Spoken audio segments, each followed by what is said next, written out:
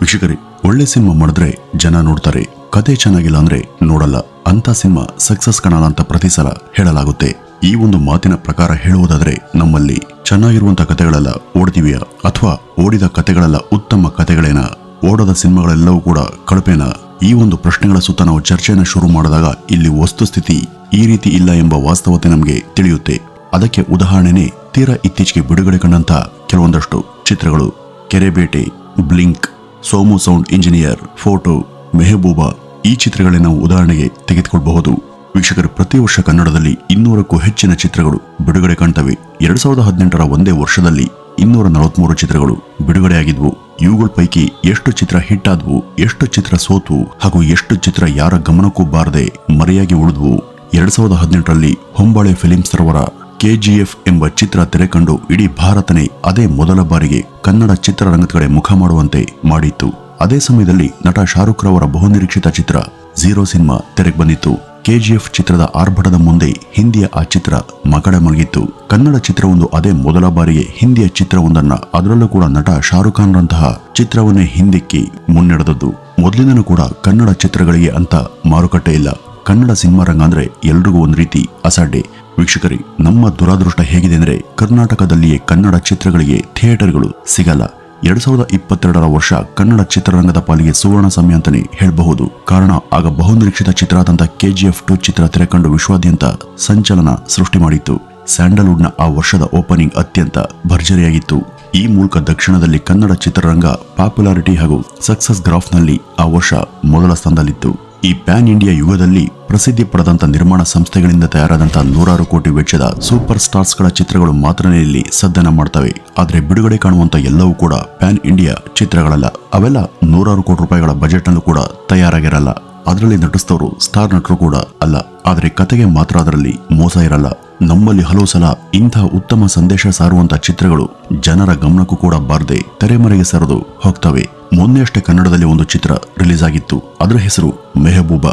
ಈ ಚಿತ್ರದಲ್ಲಿ ನಟಿಸಿದವರಷ್ಟೇ ಅಲ್ಲದೆ ಇದಕ್ಕಾಗಿ ತೆರೆಯ ಹಿಂದೆ ದುಡಿದಂತ ತಂತ್ರಜ್ಞರು ಕೂಡ ಹೊಸಬ್ರೆ. ಈ ಒಂದು ಚಿತ್ರಕ್ಕೆ IMDbಯಲ್ಲಿ 8.9ರಷ್ಟು ರೇಟಿಂಗ್ ಸಿಕ್ಕಿತ್ತು. ನಮ್ಮಲ್ಲಿ 100 ಕೋಟಿ ವೆಚ್ಚದಲ್ಲಿ ತಯಾರಾದಂತಹ ಎಷ್ಟೋ ಪ್ಯಾನ್ ಇಂಡಿಯಾ ಚಿತ್ರಗಳಿಗೆ, ಸ್ಟಾರ್ ಹೀರೋಗಳ ಚಿತ್ರಗಳಿಗೂ ಕೂಡ ಇಷ್ಟು ರೇಟಿಂಗ್ ಸಿಕ್ಕಿಲ್ಲ. ಈ ಒಂದು ಚಿತ್ರದಲ್ಲಿ ಬಿಗ್ ಬಾಸ್ ಖ್ಯಾತಿಯ ಯುವ ನಟ ಶಶಿ ನಟಿಸಿದ್ದಾರೆ. ನಟನೆ ಇವರ ಮೂಲ ಕಸುಬಲ್ಲ. ಇವರೊಬ್ಬ ಕೃಷಿಕ. ತಮ್ಮನ್ನ ತಾವು ಹೆಮ್ಮೆಯಿಂದ ರೈತ ಅಂತ ಹೇಳಿಕೊಳ್ಳುವಂತ ಸಮಾಜಮುಖಿ ವ್ಯಕ್ತಿ. ಯಾರೊಬ್ಬರ ನೆರವು ಕೂಡ ಇಲ್ಲದೆ ಕಳೆದ ಲಾಕ್ಡೌನ್ ಸಮಯದಿಂದ ಅನೇಕ ಕಷ್ಟಗಳ ನಡುವೆ ಶಶಿ ಅವರ ತಂಡ ಈ ಒಂದು ಚಿತ್ರಕ್ಕಾಗಿ ದುಡಿದು ಇದನ್ನ ಜನರ ಮುಂದೆ ಹೊತ್ತು ತಂದಿತ್ತು.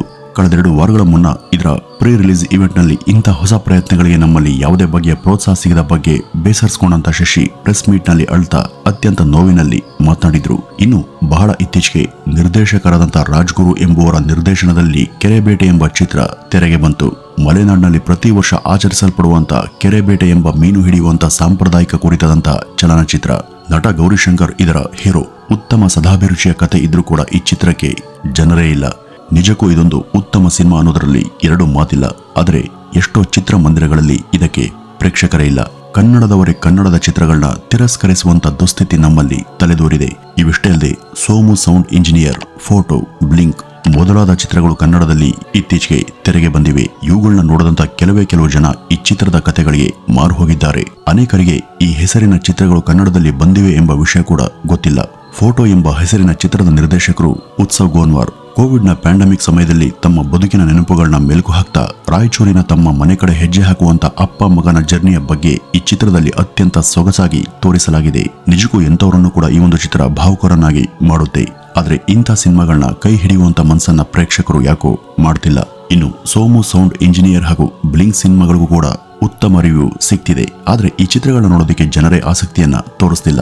ಯಾರು ಕೂಡ ಥಿಯೇಟರ್ಗಳಿಗೆ ಬರ್ತಿಲ್ಲ ಎಂಬುದು ಆ ಚಿತ್ರಗಳ ನಿರ್ಮಾಪಕರ ಹಾಗೂ ತಂಡದವರ ನೋವು. ಈ ಬ್ಲಿಂಕ್ ಸಿನಿಮಾವನ್ನ ನಿರ್ದೇಶನ ಮಾಡಿರೋದು ಶ್ರೀನಿಧಿ ಬೆಂಗಳೂರು. ಇವರು ಈ ಒಂದು ಸಿನಿಮಾದ ಮೂಲಕ ಮುಂದೆ ನಮ್ಮ ಕನ್ನಡ ಚಿತ್ರರಂಗಕ್ಕೆ ಒಳ್ಳೊಳ್ಳೆ ಸಿನಿಮಾಗಳನ್ನ ಕೊಡ್ತಾರೆ ಅನ್ನುವಂತ ಭರವಸೆಯನ್ನ ಹುಟ್ಟಿಸಿದ್ದಾರೆ. ವೀಕ್ಷಕರೇ, ಈ ಬ್ಲಿಂಕ್ ಸಿನಿಮಾ ನಿಜಕ್ಕೂ ಒಂದು ಅದ್ಭುತ ಚಿತ್ರ. ಕನ್ನಡದಲ್ಲಿ ಒಳ್ಳೊಳ್ಳೆಯ ಕಂಟೆಂಟ್ ಇರೋ ಸಿನಿಮಾಗಳು ಬರಲ್ಲ ಅನ್ನೋದನ್ನ ಈ ಒಂದು ಸಿನಿಮಾ ಸುಳ್ಳು ಮಾಡಿದೆ. ಸಾಧ್ಯ ಆದ್ರೆ ಎಲ್ಲರೂ ಈ ಒಂದು ಸಿನಿಮಾವನ್ನ ಥಿಯೇಟರ್ನಲ್ಲಿ ನೋಡಿ. ಖಂಡಿತ ನೀವು ಕೊಟ್ಟ ಹಣಕ್ಕೆ ಈ ಒಂದು ಚಿತ್ರ ಮೋಸ ಮಾಡಲ್ಲ. ಅಷ್ಟು ಅದ್ಭುತವಾಗಿ ಈ ಒಂದು ಸಿನಿಮಾವನ್ನ ನಿರ್ದೇಶಿಸಿದ್ದಾರೆ. ಎಷ್ಟೋ ಕಷ್ಟಪಟ್ಟು ಈ ದುಬಾರಿ ಕಾಲದಲ್ಲೂ ಕೂಡ ಕೋಟಿಗಟ್ಟಲೆ ಹಣವನ್ನ ಇನ್ವೆಸ್ಟ್ ಮಾಡಿ ಚಿತ್ರ ಮಾಡಿರ್ತಾರೆ. ಸಿನಿಮಾದ ಮೂಲಕ ಜನರ ಮನಸ್ಸನ್ನ ಗೆಲ್ಲುವಂತ ಆಶಯ ಅವ್ರಿಗಿರುತ್ತೆ. ಜನರಿಗೇನಾದ್ರೂ ಹೊಸದನ್ನ ಕಟ್ಟಿಕೊಡುವಂತ ಹಂಬಲ ಅವರದಾಗಿರುತ್ತೆ. ಇಷ್ಟೆಲ್ಲ ಇದ್ರೂ ಕೂಡ ಎಷ್ಟೋ ಥಿಯೇಟರ್ಗಳಲ್ಲಿ ಶೋಗಳಿಗೆ ಜನರೇ ಇಲ್ಲ ಎಂಬ ಕಾರಣಕ್ಕೆ ಕೆಲವು ಕಡೆ ಶೋಗಳು ಕೂಡ ಕ್ಯಾನ್ಸಲ್ ಆಗಿರುವಂತ ಉದಾಹರಣೆಗಳಿವೆ. ಇದು ಆ ಸಿನಿಮಾಗಳ ನಿರ್ಮಾಪಕರಿಗೆ ಎಂಥ ಪೆಟ್ಟನ್ನ ಕೊಡಬಹುದು ಅಂತ ನೀವೇ ಒಮ್ಮೆ ಆಲೋಚಿಸಿ ನೋಡಿ. ಇನ್ನು ಈ ಚಿತ್ರಗಳ ಯಾವ ಸಭೆಯೂ ಕೂಡ ಯಾವುದೇ ಸ್ಟಾರ್ ಹೀರೋ ಮುತುವರ್ಜಿಯನ್ನು ವಹಿಸಿ ಕಾಳಜಿನ ತೋರಿಸಿ ಪ್ರಮೋಟ್ ಮಾಡದೇ ಇರೋದು ನಮ್ಮ ಚಿತ್ರರಂಗದ ಅತಿ ದೊಡ್ಡ ದೌರ್ಬಲ್ಯ ಅಂತಾನೆ ಹೇಳಬಹುದು. ಬೇರೆ ಸಿನಿ ರಂಗಗಳಲ್ಲಿ ಹೀಗಿಲ್ಲ. ಅಲ್ಲಿ ಯಾವುದೇ ಹೊಸಬರ ಸಣ್ಣ ಚಿತ್ರಗಳನ್ನು ಕೂಡ ಸ್ಟಾರ್ ಹೀರೋಗಳು ಯಾವುದೇ ಮುಜುಗರ ಇರದೆ ಪ್ರಮೋಟ್ ಮಾಡ್ತಾರೆ. ಆದರೆ ನಮ್ಮ ಹೀರೋಗಳು ತುಂಬಾ ಸಂಕೋಚ ಸ್ವಭಾವದವರು. ಕರ್ನಾಟಕ ರಾಜರತ್ನ ಡಾಕ್ಟರ್ ಪುನೀತ್ ರಾಜ್ಕುಮಾರ್ ಅವರನ್ನ ಕಳೆದುಕೊಂಡು ಈಗಾಗಲೇ ನಮ್ಮ ಚಿತ್ರರಂಗ ಅನಾಥವಾಗಿದೆ. ಇತರ ಚಿತ್ರರಂಗದಲ್ಲಿ ಇರುವಂತೆ ಇಲ್ಲಿರುವಂತ ಸ್ಟಾರ್ ಹೀರೋಗಳ ಸಂಖ್ಯೆ ತೀರಾ ವಿರಳ. ನಾವು ಇವತ್ತು ದರ್ಶನ್, ಸುದೀಪ್, ಶಿವಣ್ಣ, ಯಶ್, ಉಪೇಂದ್ರ ಈ ರೀತಿ ಕೆಲ ಹೀರೋಗಳ ಚಿತ್ರಗಳ ಮೇಲೆ ಮಾತ್ರ ಭರವಸೆಯನ್ನ ಇಟ್ಕೋಬಹುದಷ್ಟೇ. ಇಲ್ಲಿ ಹೊಸಬರ ಹೊಸ ಚಿತ್ರಗಳನ್ನ ಕೇಳೋರೇ ಇಲ್ಲ. ಇವರ ಚಿತ್ರಗಳಿಗೆ ಪ್ರಾಥಮಿಕ ಹಂತದ ಬೆಂಬಲ ಕೂಡ ಸಿಗ್ತಿಲ್ಲ. ಕತೆ ಚೆನ್ನಾಗಿದ್ರೆ ನೋಡ್ತೀವಿ, ಒಳ್ಳೆ ಚಿತ್ರ ಕೊಡಿ ಅಂತ ಹೇಳುವಂತ ಜನರೇ ಹೊಸ ಚಿತ್ರಗಳನ್ನ ಅವಾಯ್ಡ್ ಮಾಡ್ತಿದ್ದಾರೆ. ಮೇಲಾಗಿ ಇವತ್ತು OTT, ಮೊಬೈಲ್, ಇಂಟರ್ನೆಟ್ ಮೊದಲಾದ ಕಡೆ ನಡೆಯುವಂತ ಪೈರಸಿ ಕೂಡ ಈ ಚಿತ್ರಗಳಿಗೆ ಮಾರಕವಾಗಿದೆ. ಕನ್ನಡ ಸಿನಿಮಾಗಳು OTTಯಲ್ಲೂ ಕೂಡ ಬೇಡಿಕೆಯನ್ನ ಕಳೆದುಕೊಂಡಿವೆ.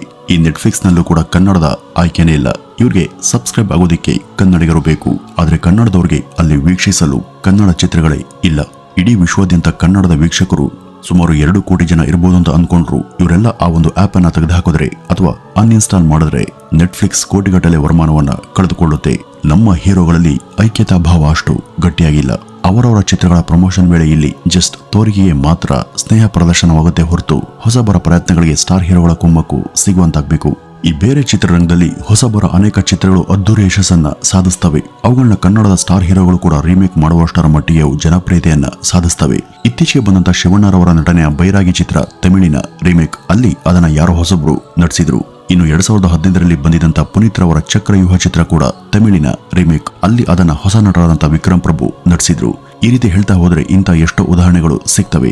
ನಮ್ಮಲ್ಲಿ ಯಾಕೆ ಹೊಸಬ್ರು ಅಂದ್ರೆ ಇಷ್ಟು ಅಸಡ್ಡೆ ಹಾಗೂ ತಿರಸ್ಕಾರ. ಈ ಒಂದು ದಿಸೆಯಿಂದಾಗಿ ಕನ್ನಡದಲ್ಲಿ ನಿಜವಾದ ಟ್ಯಾಲೆಂಟ್ ಇರೋರೆಲ್ಲ ಮೂಲೆಗೆ ಸರಿಯುವಂತಾಗಿದೆ. ಈ ಒಂದು ಭಯಕ್ಕೆ ಇಲ್ಲಿ ಯಾವುದೇ ಧನಿಕ ಹೊಸ ಸಿನಿಮಾಗಳಿಗೆ ಇನ್ವೆಸ್ಟ್ ಮಾಡೋದಕ್ಕೆ ಹಿಂದೇಟನ್ನ ಹಾಕ್ತಾನೆ. ಈಗಾಗಲೇ ಕನ್ನಡದಲ್ಲಿ KGF, ಕಾಂತಾರದಂತ ಚಿತ್ರಗಳು ಬಂದಿದ್ರು ಕೂಡ ಇನ್ನು ಕನ್ನಡ ಅಂದ್ರೆ ಕೆಲಸಕ್ಕೆ ಬಾರದ ಇಂಡಸ್ಟ್ರಿ, ಕಾಪಿ ಕ್ಯಾಟ್ ಇಂಡಸ್ಟ್ರಿ ಎಂಬ ಕಳಪೆ ಭಾವನೆ ಹಲವರಿಗಿದೆ. ವೀಕ್ಷಕರೇ, ಕನ್ನಡದ ಸ್ವಚ್ಛ ಕಥೆ ಹಾಗೂ ದೇಸಿ ಪ್ರತಿಭೆಗಳನ್ನ ಮೊದಲು ನಾವು ಗುರುತಿಸಬೇಕು. ಸ್ಟಾರ್ ಹೀರೋಗಳು ಅನ್ಸ್ಕೊಂಡವರು ಹೊಸ ಚಿತ್ರಗಳ ಪರವಾಗಿ ಸಾಧ್ಯವಾದಷ್ಟು ಮಾತಾಡಿ ಹೈಪ್ ಅನ್ನ ಸೃಷ್ಟಿ ಮಾಡಬೇಕು. ಹಾಗಾದಾಗ ಮಾತ್ರ ಇಲ್ಲಿ ಏನಾದರೂ ಬದಲಾವಣೆ ಸಾಧ್ಯ. ಮೊದಲು ನಮ್ಮಲ್ಲಿರುವಂತ ಸ್ಟಾರ್ ವಾರ್ ನಿಲ್ಬೇಕು. ಎಲ್ಲ ನಟರು ಕೂಡ ಎಲ್ಲ ನಟರ ಪರವಾಗಿ ನಿಲ್ಬೇಕು. ಇಲ್ಲಿರುವಂತ ಗುಂಪುಗಾರಿಕೆ, ಪ್ರತ್ಯೇಕತೆ ಇವೆಲ್ಲ ಮರೆಯಾಗಬೇಕು. ಹೊಸ ಕಥೆಗಳಿಗೆ ನಿರ್ಮಾಣ ಮಾಡೋದಕ್ಕೆ ನಿರ್ಮಾಪಕರು ಧೈರ್ಯದಿಂದ ಮುಂದೆ ಬರುವಂತಾಗಬೇಕು. ಮುಖ್ಯವಾಗಿ ಕನ್ನಡದ ಪ್ರೇಕ್ಷಕರು ಯಾವುದೇ ಚಿತ್ರ ರಿಲೀಸ್ ಆಗಲಿ ಅದನ್ನ ಚಿತ್ರಮಂದಿರದಲ್ಲಿಯೇ ನೋಡಿ ಆ ಕತೆ ಚೆನ್ನಾಗಿದ್ರೆ ಅದನ್ನ ನೋಡುವಂತೆ ಇತರರಿಗೂ ಕೂಡ ಪ್ರೇರೇಪಿಸಬೇಕು. ಹಾಗಾದಾಗ ಮಾತ್ರ blink, Kerebete, Somu sound engineer, photo, Mehbooba ಇಂಥ ಅದ್ಭುತ ಚಿತ್ರಗಳು ಗೆಲ್ಲೋದಕ್ಕೆ ಸಾಧ್ಯ ಅಂತ ಹೇಳ್ತಾ ಈ ಒಂದು ವಿಡಿಯೋವನ್ನ ಇಲ್ಲಿಗೆ ಮುಗಿಸೋಣ. ನಮಸ್ಕಾರ.